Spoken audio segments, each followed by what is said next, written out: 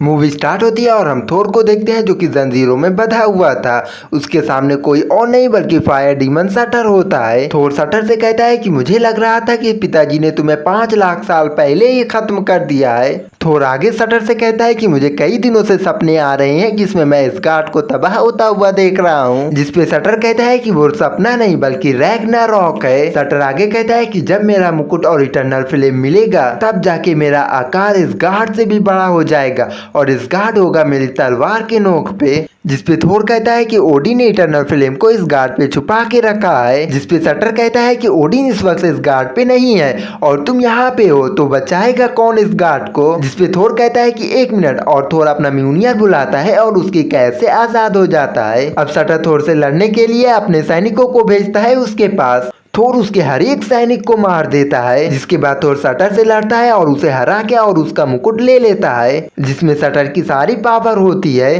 तभी थोर के सामने एक बहुत ही बड़ा मॉन्स्टर आता है जो कि थोर को मारने के लिए उसके पास आ रहा था। जिसके बाद थोर वहां पे बायफोर्स ऑन करवा देता है और वो वहां से चला जाता है और साथ ही उस डीमन की मुंडी भी कट के चली जाती है सीधा इस गार्ड। वहां पे वो जाके देखता है कि वहां पे हेमडाल नहीं बल्कि उसकी जगह कोई और है। थोर उससे हेमडाल के बारे में पूछता है जिसपे वो कहता है कि वो भगौड़ा वो भाग गया है। अब थोर उससे ज्यादा बात नहीं करता है और वहां से सीधा उड़ के चला जाता है। थोर वहां से सीधा ओडिन के पास जाता है। वो समझ जाता है कि ये ओडिन नहीं है बल्कि उसका भाई लोकी है। थोर लोकी का पर्दाफाश कर देता है और उससे ओडिन के बारे में पूछता है जिसपे लोकी कहता है कि मुझे नहीं पता वो कहाँ है, हम मिलके उन्हें ढूंढ सकते हैं। अब अगले सीन में हम देखते हैं कि वो दोनों अर्थ पे आ जाते हैं और तभी वहां पे एक पोर्टल खुलता है और लोकी उसके अंदर चला जाता है और साथ ही वहां पे थोर को जमीन पे गिरा हुआ एक एड्रेस मिलता है जिसे उठा के वो उस एड्रेस पे जाने लगता है। थोर जब उस एड्रेस पे पहुंचता है तब वो डॉक्टर स्ट्रेंज से मिलता है। थोर उनसे अपने फादर के बारे में पूछता है जिसपे डॉक्टर स्ट्रेंज कहते हैं कि मैं जानता हूँ ओडिन कहाँ पे है और डॉक्टर स्ट्रेंज एक पोर्टल खोल देते हैं जिसमें से लोकी आता है। लोकी डॉक्टर स्ट्रेंज को मारने के लिए आगे बढ़ता है जिसपे डॉक्टर कहते हैं कि अभी मूड नहीं है लड़ने का और थोर और लोकी को अपने मैजिक से ओडिन के पास भेज देते हैं। जब थोर और लोकी ओडिन के पास पहुंचते हैं तब ओडिन कहते हैं कि तुम्हारी माँ मुझे पुकार रही है।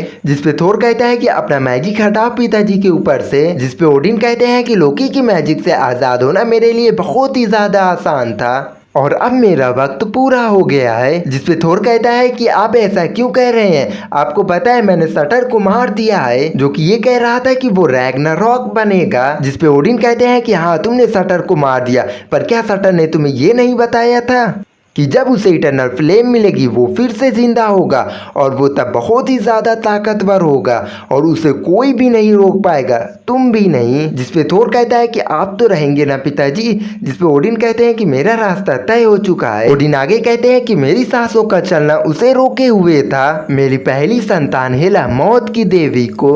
जिसपे थोर कहता है कि क्या कहा आपने। ओडिन कहते हैं कि वो मौत की देवी मेरे काबू से बाहर हो गई, मैं उसे रोक नहीं पाया तो उसे कैद कर लिया, मेरी सांसों का चलना उसे रोके हुए था और मेरे मरते ही वो फिर से जिंदा हो जाएगी, तुम्हें उसे भी रोकना होगा वरना वो सब कुछ खत्म कर देगी। जिसके बाद ओडिन मर जाते हैं और ओडिन के मरते ही हेला आजाद हो जाती है। हेला आते ही कहती है कि अपनी रानी के आगे झुक जाओ। जिसपे लोकी कहता है कि कभी नहीं और थोर अपने म्यूनियर से हेला के ऊपर हमला करता है। जिसपे हेला हथौड़े को अपने हाथों से रोक देती है। थोर कहता है कि ये इम्पॉसिबल है। हेला कहती है कि तुम क्या जानो भाई क्या पॉसिबल है क्या नहीं, और वो उसके म्यूनियर को तोड़ देती है। अब ये देखकर लोकी बायफोर्स को ऑन करने के लिए कहता है जबकि थोर उसे मारने के लिए आगे बढ़ता है, लेकिन उतने में वहां पे बायफोर्स आ जाता है और दोनों जाने लगते हैं इस गार्ड। हिला भी उनके पीछे आ रही थी और उन दोनों को बायफोर्स बीच से हटा देती है और खुद अकेले इस गार्ड चली जाती है। अब इस गार्ड जाते ही वहां की सेना हिला को देखते ही उसके ऊपर हमला कर देती है, लेकिन तभी एक सिपाही हिला के सामने अपना सर झुका देता है और वो कहता है कि मुझे मत मारो, मैं तुम्हारे साथ रहूंगा। जिसपे हिला उसे छोड़ देती है और उसे नहीं मारती है। अब इसके बाद हम थोर को देखते हैं जो कि किसी और प्लेनेट पे आके गिरता है। इस प्लेनेट के लोग थोर को पकड़ने के लिए आ रहे थे। वो सभी एलियन थोर के ऊपर हमला करने लगते हैं, लेकिन थोर वहां पे अपना म्यूनियर बुलाता है जबकि वो टूट चुका है। जब म्यूनियर नहीं आता है तब थोर वहां पे सरेंडर कर देता है। लेकिन तभी वहां पे एक स्पेसशिप आती है जिसमें से एक लड़की निकलती है और वो सभी एलियन को मार देती है। वो थोर को किडनैप करके अपने साथ लेकर जाती है इसी प्लेनेट के मास्टर ग्रैंड मास्टर के पास। वो लड़की थोर को ग्रैंड मास्टर के पास लेकर आती है। जो लड़की थोर को ग्रैंड मास्टर के पास लेकर आती है उसका नाम ओकाई होता है। वहाँ पे ग्रैंड मास्टर थोर से कहता है कि मैंने तुम्हें यहाँ पे इसलिए बुलाया है क्योंकि मैं यहाँ पे रेसलिंग कंपटीशन कराता हूँ और मुझे तुम्हें देखने से ऐसा लग रहा है कि तुम काफी ज्यादा स्ट्रांग हो, काफी ज्यादा पावरफुल लग रहे हो तुम। जिसपे थोर कहता है कि एक बार हाथ छोड़ के तो दिखाओ। ग्रैंड मास्टर थोर से कहता है कि अगर तुम्हारे पास इतनी ही ताकत है तो तुम्हें मेरे लिए लड़ना होगा। जिसपे थोर कहता है कि नो, मुझे कोई इंटरेस्ट नहीं है। और तभी थोर की नजर लोकी के पास पड़ती है जो कि ग्रैंड मास्टर के पास ही होता है। थोर ग्रैंड मास्टर से कहता है कि ये देखिए मेरा भाई भी यहाँ पे है, ये बहुत ही ज्यादा स्ट्रांग है, मुझसे भी ज्यादा स्ट्रांग है, इसे क्यों नहीं यूज करते। जिसपे लोकी कहता है कि कौन है ये, मैं नहीं जानता इसे। जिसपे थोर चिल्ला के कहता है कि ये मेरा भाई है। जिसपे लोकी कहता है कि परसों तेला। जिसपे ग्रैंड मास्टर कहते हैं कि लोकी जो भी है तुम्हारा, मुझे बस तुमसे मतलब है, मुझे पता है तुम गॉड ऑफ थंडर हो, अगर तुम यहाँ से आजाद होना चाहते हो तो तुम्हें मेरे चैंपियन को हराना होगा और जीतने के बाद मैं तुम्हें अपनी स्पेसशिप भी दूंगा जिससे तुम अपने इस गार्ड चले जाना। जिसपे थोर राजी हो जाता है और वो गुस्से में कहता है कि कौन है तुम्हारा चैंपियन। इसके बाद थोर को एक कमरे में बंद कर दिया जाता है जहाँ पे एक रॉक नाम के आदमी से मिलता है थोर। वैसे ये आदमी तो नहीं है। रॉक थोर से कहता है कि जिससे तुम्हारी लड़ाई होने वाली है वो बहुत ही ज्यादा स्ट्रांग है, उससे आज तक कोई भी नहीं जीत पाया है। जिसपे थोर रॉक से कहता है कि तुम तो जीत सकते हो ना, तुम तो पत्थर के बने हो। जिसपे रॉक कहता है कि पर पत्थर भी टूट सकता है। जिसपे थोर रॉक से कहता है कि मेरे पास मेरा पर्सनल हैमर था पर वो किसी वजह से टूट गया है और अगर वो इस वक्त मेरे पास होता तो मैं ना सिर्फ उसके चैंपियन को बल्कि उसे भी हरा के यहाँ से निकल जाता। अब वो दिन आ जाता है जब थोर का उससे कंपटीशन होने वाला था। वहीं दूसरी तरफ हम हेला को देखते हैं जो कि पूरे इस गार्ड को खत्म करने की तैयारी कर रही थी। हेला के सामने इस गार्ड की सारी सेना होती है। हेला उनसे कहती है कि मेरे आगे झुक जाओ, लेकिन उनमें से कोई भी नहीं झुकता है और वो सभी लोग हेला के ऊपर हमला कर देते हैं पर हेला पलक ही झपकते सभी को मार गिराती है। इसके बाद वो उसी सिक्योरिटी गार्ड को अपने साथ लेकर जाती है जो कि उसके सामने झुका था। हेला उसे एक पिक्चर दिखाती है और कहती है यहाँ पे पहले 9 गिराह हुआ करते थे, ओडिन और मैंने साथ में यहाँ पे हमला किया और इन सभी गिराहों को जीत लिया था, पर एक दिन इन्होंने दयालु राजा बनने का फैसला कर लिया। ये 9 गिरोहों को जीतने के बाद वहीं पे रुक गए। जब मैं और भी गिरोहों को जीतने की कोशिश की तब इन्होंने मुझे कैद कर दिया। इसके बाद वो आगे जाती है जहाँ पे उसे इटर्नल फ्लेम मिलती है जिसकी मदद से हेला अपनी डेड आर्मी को जिंदा कर देती है और साथ ही उसका एक जायंट वुल्फ भी जिंदा हो जाता है। अब हेला उस सिक्योरिटी गार्ड को अपना साथी बना लेती है और इस गार्ड पे राज करने लगती है। इसके बाद हेला सीधा बायफोर्स बीच पे जाती है। वहाँ पे उसे पता चलता है कि बायफोर्स ऑन करने वाली तलवार गायब है और उसे पता होता है कि इसे कौन लेकर गया है। हाँ वही हेमडाल। वो वहाँ पे अपने साथ उन सभी इस गार्डियन को लेकर जाता है जो कि वहाँ पे बचे हुए थे क्योंकि वो जानता था कि इनकी जान को यहाँ पे खतरा है। इसके बाद हम थोर को देखते हैं जो कि अपनी लड़ाई की तैयारी कर रहा होता है, लेकिन वो उसी लड़की से मिलता है जो कि उसे वहाँ पे लेकर आई थी। थोर उसके हाथ पे एक निशान देखता है। ये निशान देखकर वो समझ जाता है कि ये कोई इस गार्डियन है क्योंकि ऐसा निशान इस गार्डियन के वॉरियर के ऊपर ही होता है। थोर उसे कहता है कि तुम तो अपनी बंदी हो तो तुम मुझे यहाँ पे क्यों लेकर आई हो। थोर समझ जाता है कि ये सब वेलकरी ने पैसों के लिए किया है। वेलकरी उसकी बातों को इग्नोर करके वहाँ से चली जाती है। वैसे वेलकरी ये सब क्यों कर रही है वो आपको कहानी में आगे पता चल जाएगा। और फाइट स्टार्ट होती है। एक तरफ थोर होता है, वहीं दूसरी तरफ होता है उसके पीछे एक दरवाजा। दरवाजे के पीछे से हल्क निकलता है जिसे देखकर वो बहुत ही ज्यादा खुश हो जाता है। इधर लोकी जब हल्क को देखता है वो काफी ज्यादा डर जाता है और वहां से भागने लगता है। असल में लोकी ऐसा इसलिए कर रहा था क्योंकि वो हल्क के ऊपर बेड लगाया था और हल्क के सामने थोर को देखकर वो समझ जाता है कि इस फाइट को थोर ही जीतने वाला है। हालांकि शुरू में थोर हल्क से फाइट नहीं करता है, वो उसे रोकने की कोशिश करता है, लेकिन हल्क थोर को बहुत ही ज्यादा मारता है, उसे बहुत ही पटक पटक मारता है। अब थोर को हारते हुए देखकर लोकी काफी ज्यादा खुश हो जाता है। जब हल्क थोर के फेस पे पंच मार रहा होता है और तभी थोर के विजन में ओडिन आते हैं, जिसके बाद फर्स्ट टाइम थोर बिना हैमर के अपने थंडर का प्रयोग करता है और वो हल्क को मार के दूर फेंक देता है। वो हल्क को हराने ही वाला होता है, लेकिन तभी बीच में ग्रैंड मास्टर अपनी टांग अड़ा देता है जिससे हल्क जीत जाता है। इसके बाद थोर को एक कमरे में बंद कर दिया जाता है। वो देखता है कि वो हल्क के ही कमरे में है, जिसपे थोर हल्क को मनाने की कोशिश करता है, लेकिन हल्क उसकी बात नहीं सुनता है।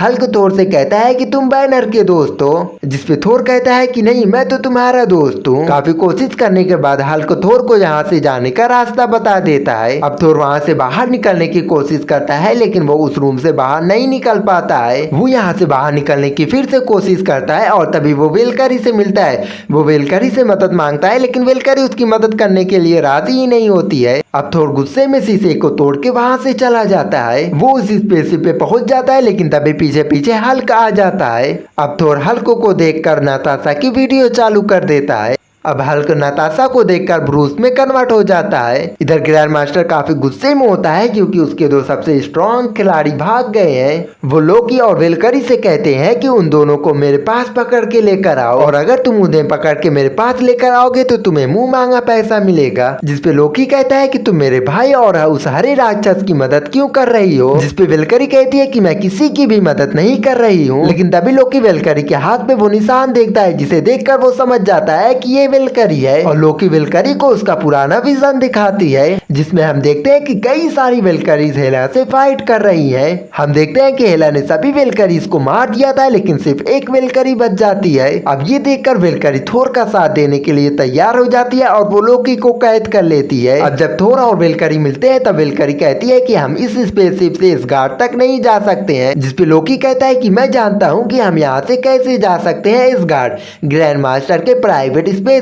से, और मैं स्पेसशिप को लेकर आ सकता हूँ। जिसके बाद थोर और लोकी जाते हैं स्पेसशिप को लाने के लिए, लेकिन लोकी थोर को बीच में धोखा दे देता है। लेकिन थोर पूरी तैयारी के साथ आया होता है लोकी के साथ, और वो उसे अपने कंट्रोल में कर लेता है। थोर लोकी को इलेक्ट्रिक शॉक दे देता है और उसका रिमोट वहीं पे फेंक कर चला जाता है। इसके बाद हम देखते हैं वेलकरी, थोर और ब्रूस इस गार्ड की तरफ निकल जाते हैं। इधर कॉर्क और बाकी साथी भी आ जाते हैं जो कि लोकी को आजाद कर देते हैं, और लोकी उन्हें लेकर इस गार्ड की तरफ चला जाता है थोर का साथ देने के लिए। वैसे एक बात बता देता हूँ, लोकी को समझना मुश्किल ही नहीं बल्कि नामुमकिन है। कभी थोर के लिए अपनी जान दे देगा तो कभी थोर की जान के पीछे पड़ जाएगा। खैर इधर हेला का भेड़िया हेमडाल और बाकी इस गार्डियन के ऊपर हमला कर देता है, लेकिन तभी वहाँ पे ब्रूस, थोर और वेलकरी आ जाते हैं। जिसके बाद ब्रूस हल्क बन जाता है और उस भेड़िया से लड़ने लगता है, और तभी हम लोकी को देखते हैं जो कि कॉर्क और सभी गुलामों को लेकर इस गार्ड आ जाता है। लोकी सभी इस गार्डियन को स्पेसशिप में बैठने के लिए कहता है, और तभी वहाँ पे वो धोखेबाज सेनापति भी आ जाता है। इसके बाद हम इधर हेला और थोर की फाइट देखते हैं, जिसमें हेला थोर के ऊपर भारी पड़ रही थी। हेला थोर को बहुत ही मारती है, वो उससे बहुत ही ज्यादा पावरफुल होती है, वो उसे बहुत ही आसानी से हरा देती है। हेला थोर से कहता है कि मैं मौत की देवी हूँ, तो तुम किस चीज के देवता हो। जिसपे थोर कुछ नहीं कहता है, लेकिन तभी उसके विजन में ओडिन आती हैं। ओडिन थोर से कहते हैं कि तुम अपनी पावर को पहचानो, तुम मुझसे भी ज्यादा पावरफुल हो। अब ये सुनकर थोर हेला के ऊपर इतिहास का सबसे खतरनाक बिजली का हमला करता है, जिसके बाद थोर सीधा चला जाता है हेला की आर्मी के सामने। अब थोर हेला की सारी आर्मी को मार देता है। इसी बीच हम हल्क और उस भेड़िया की फाइट देखते हैं, जिसमें हल्क उस भेड़िया से काफी लंबी फाइट लड़ने के बाद उसे मार देता है। लेकिन तभी थोर, वेलकरी और लोकी के सामने हेला आ जाती है। अब लोकी हेला को देखकर थोर से कहता है कि इसे बिजली का झटका दे दो। जिसपे थोर कहता है कि मैंने अभी इसे इतिहास का सबसे पावरफुल बिजली का झटका दिया है, पर फिर भी हरामखोर को कुछ भी नहीं हुआ। अब ये तबाही को देखकर थोर को एक आइडिया आता है, और वो लोकी से कहता है हमें उसे होने देना है, रैग्नारॉक को। थोर लोकी से कहता है कि बस यही एक रास्ता है मेरे भाई। थोर आगे कहता है कि जब तक हेला जिंदा रहेगी ना हमें ना इस गार्डियंस को छोड़ेगी। जिसके बाद लोकी सीधा जाता है, शटर के मुकुट को लेकर इटर्नल फ्लेम के ऊपर रख देता है, जिसके बाद शटर फिर से जिंदा हो जाता है। अब शटर को देखकर हेला की पूरी तरीके से फट जाती है। अब हेला शटर को देखकर एकदम से डरी हुई थी, इसी का फायदा उठा के थोर उसके ऊपर फिर से एक बिजली का हमला मारता है। लेकिन तभी वहाँ पे हल्क आ जाता है जो कि सीधा शटर के ऊपर ही हमला कर देता है। थोर हल्क को रोकता है और चारों वहाँ से चले जाते हैं स्पेसशिप में। जिसके बाद हेला फिर से आती है शटर के सामने उसे रोकने के लिए, लेकिन शटर हेला के साथ पूरे इस गार्ड को खत्म कर देता है। इसके बाद हम थोर को देखते हैं जो कि स्पेसशिप में इस गार्डियंस के साथ होता है। सभी इस गार्डियन थोर को अपना नया राजा मान लेते हैं। इसके इसके बाद हम मिड क्रेडिट सीन में देखते हैं कि थोर की स्पेसशिप से बहुत ही बड़ा स्पेसशिप उसके सामने आके रुकता है और इसी के साथ ये मूवी यहीं पे खत्म हो जाती है। अगला पार्ट देखना चाहते हो तो एंड स्क्रीन से देख लो।